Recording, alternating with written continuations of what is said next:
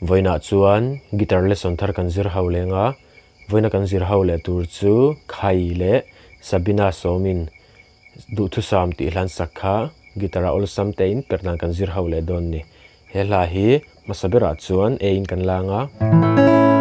asanga di aniama i minor a hian F sharp minor chu kuzung chalin second fret ai bar vek anga i kuzung uin a fourth fret a khan fifth string kuzung te in fourth fret a vek khan fourth string a kha F sharp minor ni a chuan F sharp kan mang tel bok anga F sharp chu F sharp minor met reng khan kuzung lain third fret a khan in third string kan met tel anga kha F sharp ania chuan B minor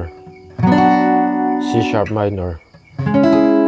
khang ki hawa kan mang don ni chuan strum dan hi chi khat kan nei lenga chu ten kan strum ang down down down down up ti khana down down down down up ti khan rang deuh hlekin chord khata vai khazel kalang down down down down up achena chuan voi ni te kalanga down down down down up down down down down up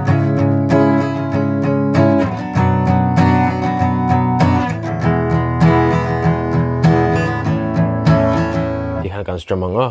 down down down down up chuan he hla po hi a hla miling karon play lenga uluk dei lo ngai thale don nia